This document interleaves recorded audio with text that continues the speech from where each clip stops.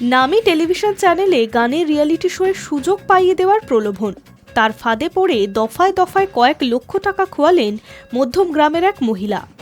আর্থিক প্রতারণার অভিযোগ পেয়ে মধ্যম গ্রামের পুলিশের জালে গ্রেপ্তার এক, পলাতক আরও এক। তার খোঁজে তল্লাশি শুরু করেছে পুলিশ। মধ্যমগ্রাম থানার পুলিশ সূত্রে খবর, ধৃতের নাম অর্ঘ্যজি দত্ত, বাড়ি ঘোলা থানা এলাকায়। যিনি প্রতারণার শিকার হয়েছেন সেই কাকুলি ভট্টাচার্যের বাড়ি মধ্যমগ্রামে।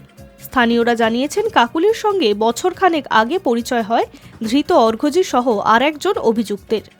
কাকুলি দেবীর অভিযোগ, নামী একটি টিভি চ্যানেলে গানের রিয়েলিটি শোয়ের জন্য প্রতিযোগী খোঁজা হচ্ছে বলে তাকে জানান ওই দুজন। তা শুনে নিজের মেয়েকে ওই শোয়ের সুযোগ করিয়ে দেওয়ার কথা বলেন কাকুলি দেবী। অর্ঘ্যজিরাও প্রতিশ্রুতি দেন গত বছর পুজোর পরে শোয়ের সুযোগ পাইয়ে দেবেন। সেই মর্মে দফায় দফায় কাকুলি দেবী তাদেরকে 3,87,000 টাকা দেন। কিন্তু মাস কয়েক কেটে গেলেও কোনো রিয়েলিটি শোয়ে সুযোগ পাননি কাকুলি দেবীর মেয়ে। ফলে তিনি অর্ঘ্যজিদের কাছ থেকে এতদিন ধরে দেওয়া টাকা ফেরত চান। অভিযোগ, টাকা ফেরতের নামে তাকে বারবার ঘোরানো হতো। শেষের দিকে টাকার বিষয়টি তারা এড়িয়েও যেতেন বলে অভিযোগ। শেষে প্রতারিত হয়েছেন বুঝতে পেরে মধ্যমগ্রাম থানায় এই নিয়ে অভিযোগ দায়ের করেন কাকুলি ভট্টাচার্য। তদন্তে নেমে অর্ঘ্যজিকে গ্রেফতার করে পুলিশ।